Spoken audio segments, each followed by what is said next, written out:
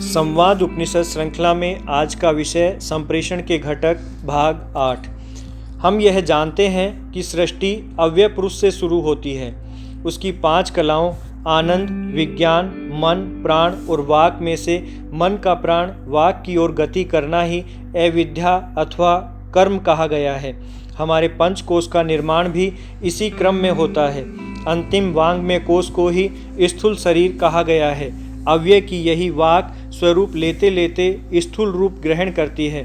हमारी जीवन यात्रा भी अविद्या को हटाते हटाते स्थूल शरीर के से शुरू होकर प्राण, मन और विज्ञान प्रज्ञा के सहारे आनंद तक पहुँचती है।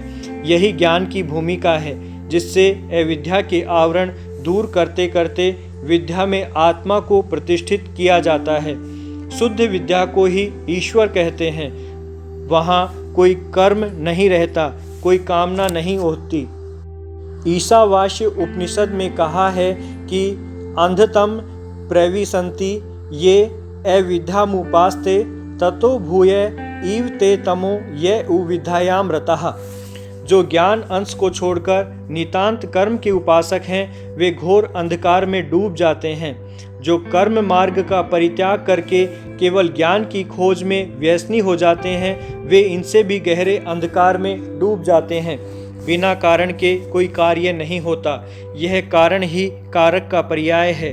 हर कार्य में कारण कार्य भाव रहता है।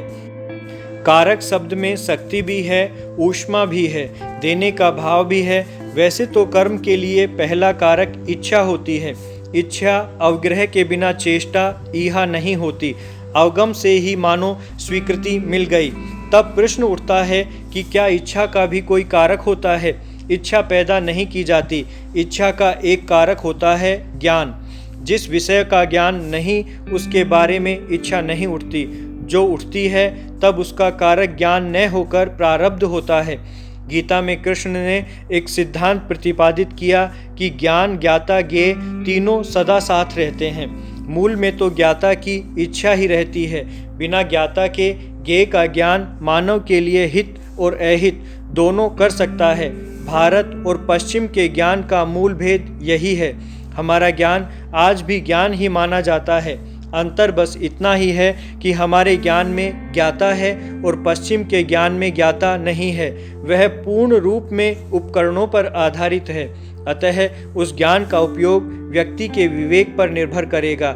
यही कारण है कि विज्ञान के प्रयोग सही और गलत दोनों दिशाओं में हो रहे हैं। भारतीय ज्ञान में सूचना एवं जानकारियों का अभाव है। वह विवेक एवं प्रज्ञा पर आधारित है।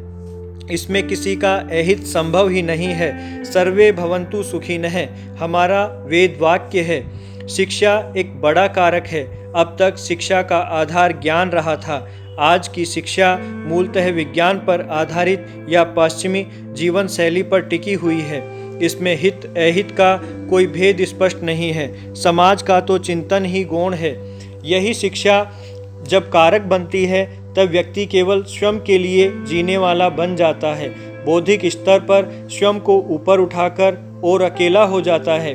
सुविधाओं को ही सुख मानने वाला व्यक्ति तैयार होता है। सारी चेतना शक्ति का उपयोग जड़ अर्थ के संग्रहण में लगा देता है। ऐसे में न तो यह शिक्षा सर्वकालिक हो सकती है, न ही सार्वभौमिक। अतः शिक्षित व्यक्ति के कार्य भी अल्पकालिक एवं सामाजिक राष्ट्रीय दृष्टि से अर्थहीन ही साबित होते हैं। इसी प्रकार एक कारक होती है प्रकृति। सतोगुण, रजोगुण, तमोगुण रूप में माया का यह रूप ही जीवन का कारक, पालक, संहारक है। महालक्ष्मी, महासरस्वती और महाकाली रूप इनका स्वरूप है। जैसी व्यक्ति की प्रकृति स्वभाव होती है, वैसी ही अहंकृति और आकृति भी होती है। इनमें से यदि एक भी बदल जाए तो अन्य दो भी स्वतः बदल जाती हैं। व्यक्ति न अहंकृति को बदल सकता है, न आकृति को। प्रकृति को सहजता से बदल सकता है। प्रकृति ही क्षर पुरुष रूप कर्म का कारक है। हमारे जीवन में स्वाध्याय का यही महत्व है। कुछ समय निकालकर व्यक्ति स्वयं के बारे में चिंतन करता है, अपनी प्रकृति को समझने का प्रयास करता है, अपनी विद्या अविद्या अथवा ज्ञान अज्ञान भाव को समझने का प्रयास। प्रकृति के रूपांतरण का प्रयास अपने धर्म ज्ञान विवेक से करता है, अपने अर्थ चिंतन एवं कामना संसार का आकलन करता है। यदि ज्ञानवान है तो तमोगुणों को सतोगुणों में रूपांतरित करने का प्रयास करेगा। एक संकल्प रूप में बदलाव अस्थायी होता है, रूपांतरण स्थायी होता है। रूपांतरण के साथ ही व्यक्ति की आकृति, वाणी, खान पान और संबंधों में परिवर्तन आता दिखाई पड़ता है। अहंकार की कमी सत्व गुण का प्रमाण है। इसके साथ ही निस्वार्थ प्रेम का विकास दिखाई देने लगता है। कारकों में सर्वशक्तिमान कारक प्रारब्ध को माना गया है। पिछले कर्म जो पूरे हो चुके हैं, चाहे इस जन्म के अथवा पूर्व जन्म के, उनके फलों को प्रारब्ध कहते हैं। इनका स्वरूप भी भिन्न होता है। व्यक्तिगत फल भी होते हैं। दूसरों के साथ लेन देन के रूप में सुख दुख, धनी गरीब, जन्म मरण, यश अपयश आदि प्रारब्ध का ही क्षेत्र माना जाता है। तुलसीदास ने कहा है, हानि लाभ, जीवन मरण, यश अपयश विधि हाथ। जन्म काल में भी जो कुंडली बनी उसमें हम प्रारब्ध देखते हैं। कर्म करना तो तब तक शुरू ही नहीं होता। कर्म फल के अनुरूप न चाहते हुए भी व्यक्ति को रुग्णता, दुर्घटना, दारिद्र्य आदि को स्वीकार करना पड़ता है। मित्रों एवं शत्रुओं के बीच में जीना पड़ता है। हमारा बनाया हुआ भाग्य हमें ही भोगना पड़ता है। इसी प्रकार जो मेरा भावी जीवन बनेगा उसका कारक मेरा वर्तमान कर्म होंगे। उन्हीं के फल मुझे कल मिलेंगे।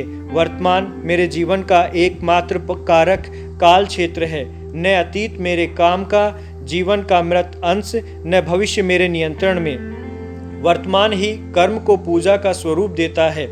जीवन को धारण करके धर्म रूप बन जाता है। कर्म मूल में स्थूल होता है, क्रिया रूप होता है। कर्म फल भी स्थूल रूप में ही अधिकांशतः प्राप्त होता है। संपूर्ण सृष्टि क्षर पुरुष से निर्मित हो रही है। इसका कारण अक्षर पुरुष होता है।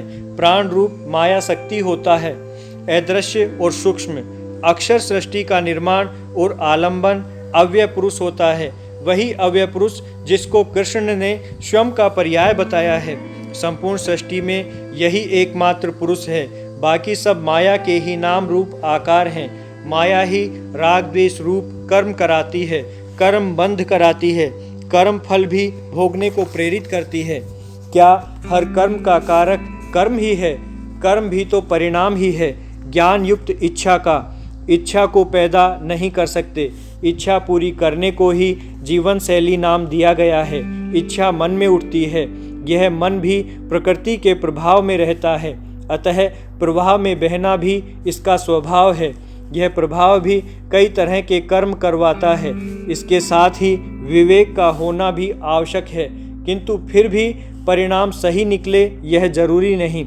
देश काल संयोग निमित्त विद्या कला राग आदि माया के सभी रूप कारक होते हैं, किंतु जिन भावनाओं के आधार पर कर्म किया जाता है फल की दिशा में तो यही एक कारक होता है। ज्ञान और कर्म आत्मा के धातु ज्ञान और कर्म हैं। विद्या और अविद्या ज्ञान आत्मा का धर्म तथा कर्म शरीर का धर्म है। पुरुषार्थ में दोनों सम्मिलित हैं।